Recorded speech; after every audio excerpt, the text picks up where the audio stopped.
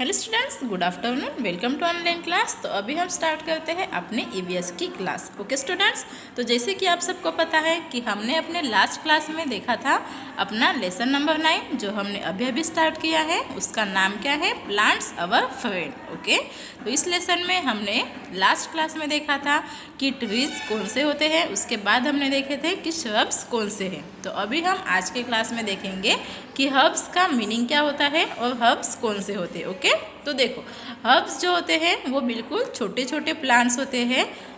देखो आगे, herbs are very small plants. Okay, then they have soft and weak stem. तो herbs की जो स्टेम होती है, स्टेम यानी कि धड़ बोलते हैं जिसको हम खोड़ भी बोलते हैं, पता है आपको। तो उसका जो धड़ होता है यानी कि स्टेम होता है वो बहुत ही सॉफ्ट एंड वीक होता है। वीक यानी कि कमज़ोर। ओके, देखो, they live for a few week और फॉर अ मंथ।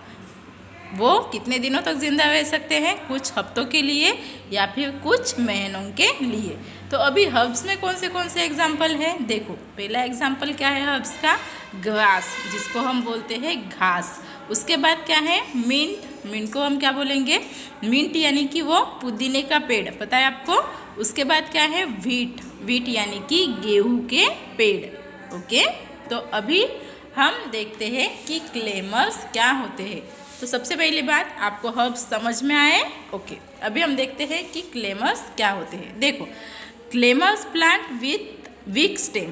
तो जैसे कि अभी हमने देखा कि हर्ब्स के जो प्लांट होते हैं उनकी भी स्टेम जो है वो वीकी होती है ना, तो वैसे ही क्लेमर्स की भी स्टेम उससे भी ज़्यादा वीक होती है। देखो, they can not stand straight, they need some support to grow straight.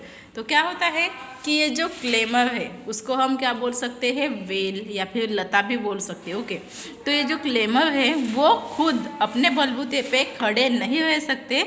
तो इसके लिए उनको क्या मतलब, इसके लिए यानी कि उनको बढ़ने के लिए या फिर खुद खड़ा होने के लिए किसी की सपोर्ट की आवश्यकता होती है। जैसे कि वो किसी दीवार पे चढ़ते हैं या फिर किसी भी बड़े पेड़ पे चढ़ते हैं और ऐसे ही वो बड़े होते हैं।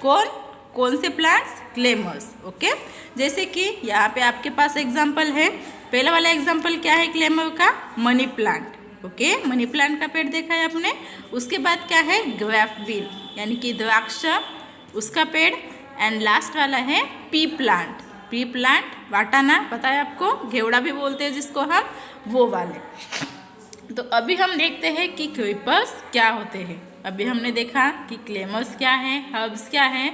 अभी हम देखते हैं क्रीपर्स। तो देखो, जैसे कि हमने अभी देखा कि क्लेमर्स की भी क्या होती है? वेल यानी कि लता होती है। तो वैसे ही क्रीपर्स की भी वेल ही होती है, लेकिन ये जो वेलें हैं यानी कि ये जो लताएं हैं ये थोड़ी सी अलग होती है। तो कैसे, वो अभी हम जानेंगे। ओके स्टूडेंट्स, देखो अभी, तो creepers have week stem and thin branches. तो ये जो क्रीपर्स है इनकी भी स्टेम बहुत ही ज़्यादा वीक होती है, बहुत ही ज़्यादा कमज़ोर होती है। और उसके साथ साथ उसकी जो ब्रांचेस है वो क्या होती है कि मतलब वो भी थिन होती है। देखो आगे, they grow along the ground. और ये जो मतलब क्रीपर्स के जो पेड़ होते हैं, क्रीपर्स के जो प्लांट्स होते हैं वो पूरे ग्राउंड में ऐसे फैल जाते हैं। जैसे कि इसके एग्जाम्पल क्या है अपने पास? देखो, गार्ड का पेड़। उसके बाद क्या है? पम्पकिन। पम्पकिन देखा है आपने। उसके बाद क्या है? वाटरमेलन। तो ये जो 3 प्लांट है, इसके प्लांट्स कैसे होते हैं?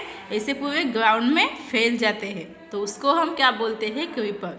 यानी कि जो वेले, जो लताएं ग्राउंड में फैलती है